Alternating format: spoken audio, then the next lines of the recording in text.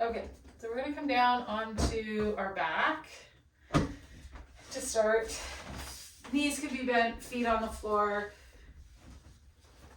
Take a couple of breaths just to check in here. Like, notice the parts of you that welcome and yield to the ground, parts of you that are maybe a little more reluctant, or there's some rigidity and holding.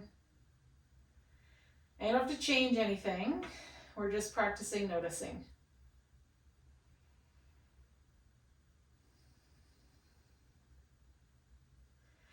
Which is definitely a skill.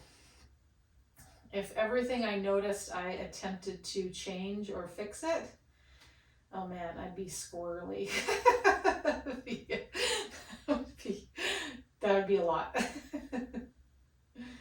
So this skill of noticing is like where it all begins. And it can be challenging to not jump in when we notice something and to just leave ourselves alone. Okay, so I'm gonna invite you. You will have noticed some things and they won't necessarily be prominent just yet, but then we're gonna do some movement, and when you come back and notice, you'll notice the differences will be what kind of get illuminated or spotlighted for you. So let's become aware of the pelvis, okay? And each of us has sort of a different iteration of the pelvis. I want us to just become aware of the right hemipelvis. So the right half that borders the right edge of the base of our spine, the right edge of the sacrum. And it's got a pubic bone, it's got a sit bone, it's got an ilium, and a femur rests in an acetabulum. So just become aware of that like right half.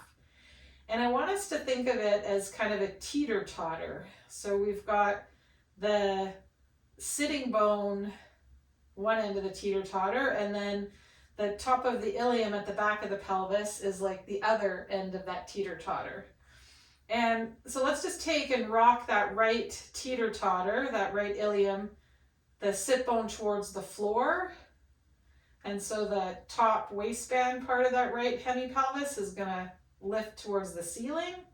And then we're gonna rock the other direction. So the sitting bone lifts up towards the back of the femur and the waistband drops to the floor.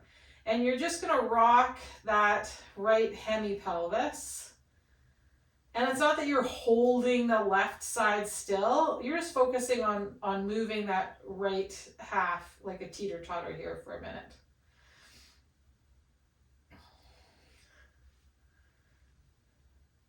Notice what your leg does.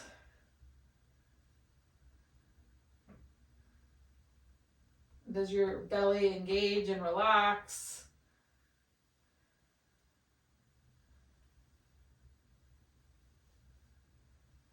Okay, just rocking like a teeter-totter, that right half of the hemipelvis.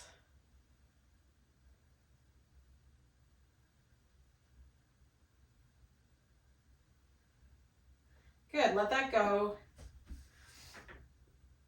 Just notice what you notice. And the movement doesn't need to be big. It can be really subtle, okay? Bring your attention over to the left, and we're gonna do the same thing. Rocking that left hemipelvis. So it's like the sit bone peaks towards the floor, and then the top waistband part of the pelvis peaks towards the floor.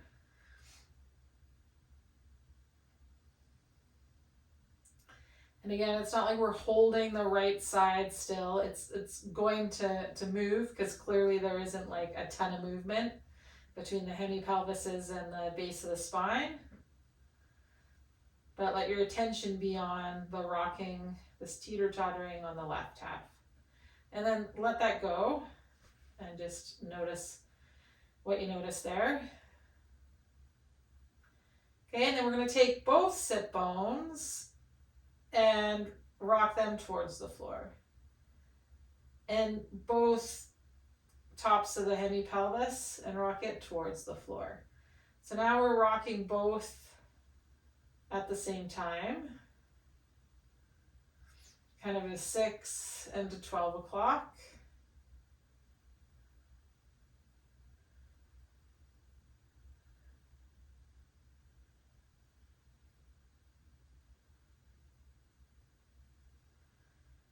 Okay, as you're rocking, to bring in language from earlier this week, is as the sit bones rock towards the floor, maybe there's a sense of the two hip bones kind of unfolding, the low back unfolding, the low ribs unfolding. As the top of the pelvis comes towards the floor, maybe there's a sense of those two hip points folding in, the low back folding in, the low ribs folding in. If you like that sense of folding and unfolding with parts of yourself, you can stay with it. If you just want to stay with the rocking of the pelvis, you can just stay with that.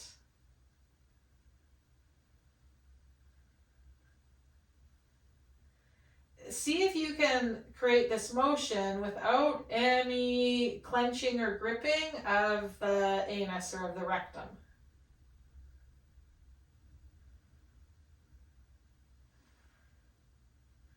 Good, let that go. Just notice what you notice there. Okay, so now again, the two halves of the pelvis are going to move together, and we're going to take one half of the pelvis. So again, if we thought of like that clock face, and we're going to move between 3 and 9.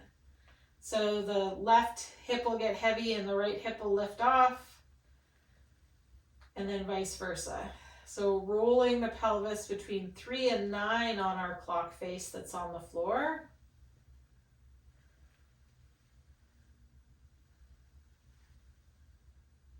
And again, the movement doesn't need to be big. It can be super subtle.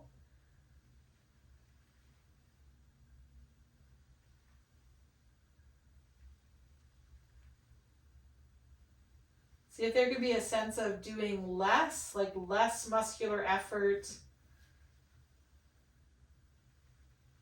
We're just yawing the pelvis here, side to side. Whereas before we were pitching the pelvis between 12 and 6. Okay, good. The next time you get to 3 o'clock, pitch to 6, come around, yaw to 9, pitch to 12. So we're going to roll through all the points of the pelvis in this clockwise fashion. And the next time you get to 12, you're going to roll in a counterclockwise fashion.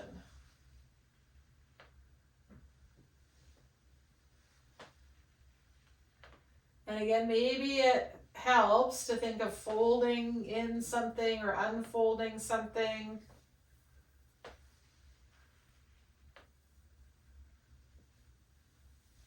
Good, and then just let yourself rest. Take a second there, just notice what you notice.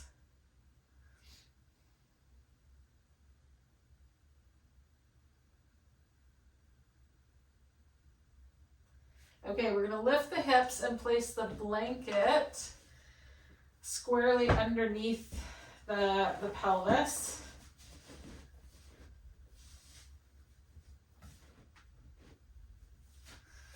And we want it so that the sit bones are not hanging off the blanket. If anything's hanging off, it's just the top of the back of the pelvis, like at the waistband. So if anything's kind of tipping off the blanket, have that top edge of the pelvis tipping off rather than the sitting bones tipping off. Okay? And then from here, we're going to bring a knee into the chest. You can pick whichever knee it is. You can hold kind of on the shin or the back of the thigh, or you can hold down towards the ankle. Kind of, you secure that leg based on your limb length and ability to reach and where it feels like nice and secure. And then we're going to take that other leg and just slide it out. Keep the toes kind of pointed to begin with.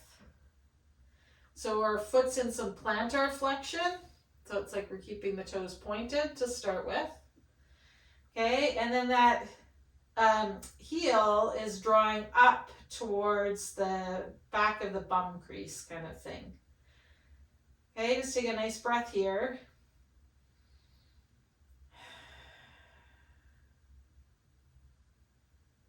Okay, if it doesn't feel once you take that leg out like that your back has to arch a lot, then I'm going to invite you to just lift the leg like a millimeter off the ground. So the heel just doesn't have any friction on the ground. And then you're going to tick-tock that leg side to side.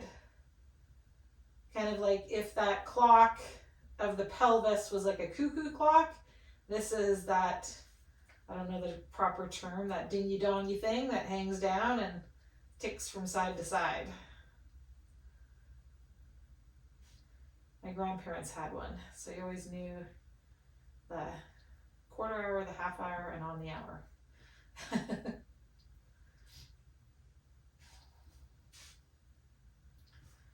Okay, and if you start to feel like excessive muscular tension kind of building up, just take a rest, let the heel rest on the ground. Breathe in and out here. And so now everybody let the heel rest on the ground, and we're just gonna pull the top of the foot towards the knee. So we're dorsiflexing that ankle now, and we're just gonna go between these two. So plantar flex and dorsiflex. It's like if we had an emery board under our heel, we'd be getting some little mini pedicure, exfoliating that heel.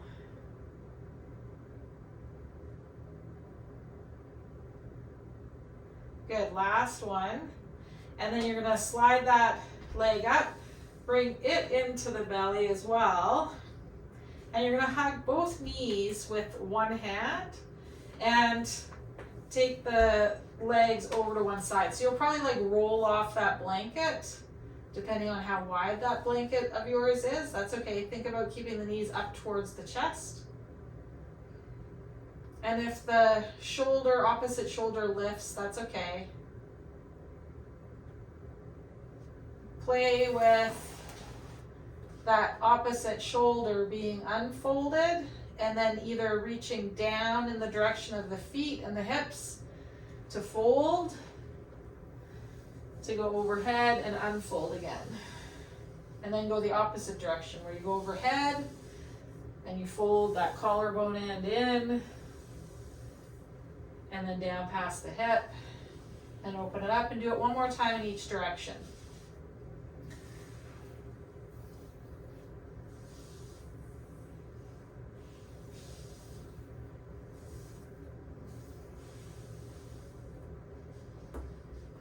You might get an adjustment of the spine.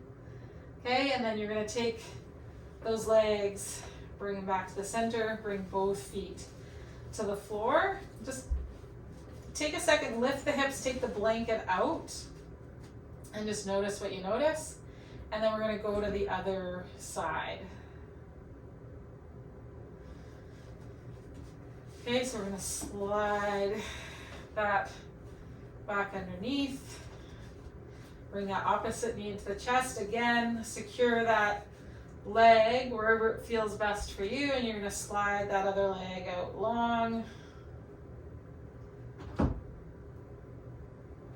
Maybe, there we go.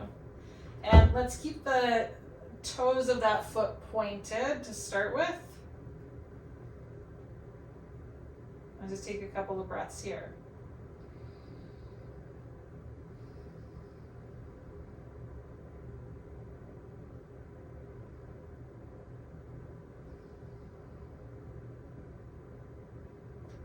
And then we're going to let that extended leg just find a millimeter over the ground surface and tick-tock it side to side.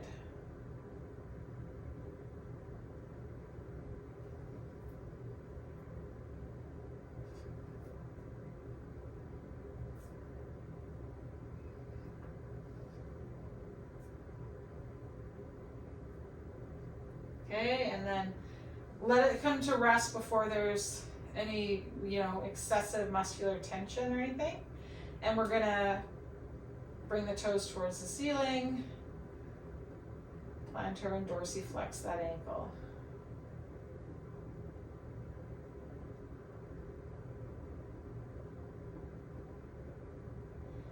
Explore, so on the other foot we kind of focused on the front of the foot. On this side, focus on the rear of the foot. So like it moves away from the hip and then it moves towards the leg and bum fold. And it moves away. So the front of the foot moves as a result of that heel moving. But for a couple here, just focus on the heel movement rather than the toe movement and just feel how that changes things for you. Good, and then we're gonna bring both knees into the chest, holding them with that opposite arm. Bring it over. You might roll off the blanket. That's okay, and your opposite shoulder might lift up, it might not. Keep those knees in towards the chest so that we stay long through the low back rather than arching the low back. And if the ground is too far to go, know that you can always come down onto a couple of blocks with those legs or a bolster or some cushions, okay? And then we're gonna fold and unfold. Let's start with going over the top on this side and then past the hip and then the other direction. So we're gonna go back by the hip and over top, and one more time each direction.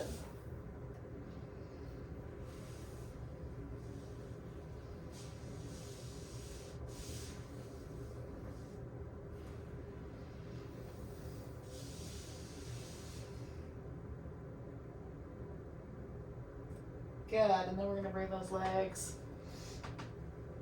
back to center, bring those feet to the floor, lift the hips and take that blanket out. And just take a second to notice what you notice there.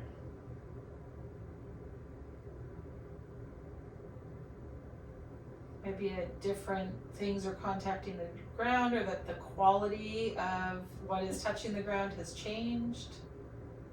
You might notice a shift in the inhale or the exhale.